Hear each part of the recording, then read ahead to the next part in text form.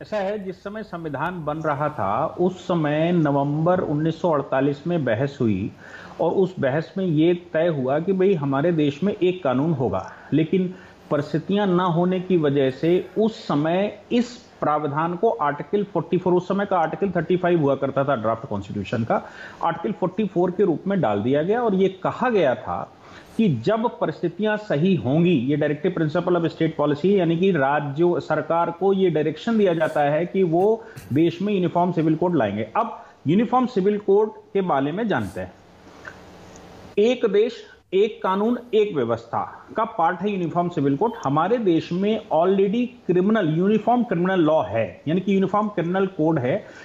जो भी क्राइम का मामला आता है सबके ऊपर एक सा लागू होता है, लेकिन सक्सेशन के मामले में, शादी के मामले में, एडॉप्शन मेंटेनेंस के मामले में और कोर्ट ऑफ वॉट्स के मामले में, इन मामलों में सबके कानून अलग अलग हैं और ये कानून बहुत पहले से अलग नहीं है। 1925 में हमारे यहां इंडियन मैरिज एक्ट और इंडियन सक्सेशन एक्ट था। ये 1937 में जब शरीयत लागू किया उसके बाद से ये गेम शुरू हुआ था और 1941 में हिंदू कोड बिल की प्रक्रिया शुरू हो गई थी, जो मुझे लगता है कि उस समय हिंदू और मुसलमान को अलग अलग करने के उद्देश्य से शुरू हुआ था।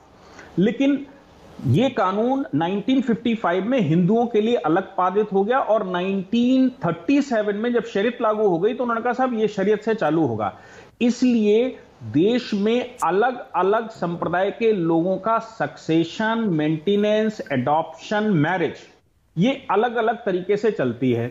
अब इसको अगर इंटरनेशनल लॉ के हिसाब से देखेंगे, कल मैं जो यूएनओ के सेक्रेटरी जनरल हैं उनका स्टेटमेंट भारत में उनके रिप्रेजेंटेटिव दे रहे थे और ऑनरेबल जस्टिस अरुण मिश्रा ने कहा कि भाई महिलाएं जो हैं, जब तक आप जेंडर इक्वेलिटी की बात करते हैं वो तब तक नहीं आ सकती जब तक कि भारत में एक कानून लागू ना हो जाए। तो भारत में सबसे बड़ी इंपॉर्टेंस इस समय है कि एक कानून भारत में लागू हो जाना चाहिए और honourable supreme court at least 10 cases में केंद्र सरकार को कह चुका है कि आप क्रिमिनल लॉ एक है, कॉन्स्टिट्यूशन एक है, तो सिविल लॉज एक से क्यों नहीं करते।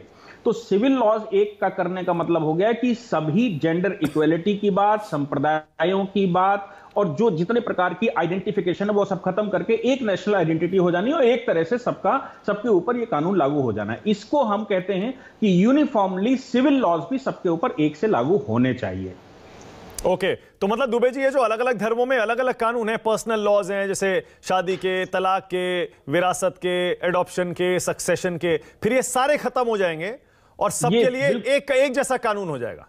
बिल्कुल। तो फिर क्या है कि कोर्ट में जिस समय मामला जाएगा तो सक्सेशन एक साथ चलेगा, मैरिज के एक से कानून होंगे, एडॉप्शन के एक से कानून होंगे। अब इसमें किया यह जा सकता है कि वहीं पर जब एक यूनिफॉर्म सिविल कोड आ जाएगा तो वहां पर कुछ क्लॉजेस डालकर एक्सप्लेनेशन दिए जा सकते हैं कि भाई ये पार्टिकुलर समुदाय में ये एक विशेषता है, इस विशेषता का ये एक्सेप्शन है, तो वहां पर एक्सेप्शन लिखा जा सकता है अगर ऐसा कुछ कोई इश्यू बनता है तो। लेकिन आइडेंटिटी समाप्त करना कि किसी व्यक्ति की पर्सनल भारत को छोड़कर कोई आइडेंटिटी है, यह उसका उद्देश्य रहता है कि कोई पर्सनल आइडेंटिटी नहीं है, एक संविधान, एक देश, एक कानून सबके ऊपर लागू होगा। ओके, तो मतलब सबसे ज्यादा जो विपक्षी दलों को समस्या होती है इस पर, उनको ऐसा लगता है कि इससे पोलराइजेशन हो जाएगा और मुसलमानों को टारगेट करते हुए सरकार ये बिल ला रही है। मैं नहीं चाहता कि आप राजनीति पर कमेंट करें, लेकिन क्या इससे जो शरिया लॉ हैं, मुसलमानों के पर्सनल लॉज हैं, 4 शादी है, ट्रिपल तलाक के अलावा और जो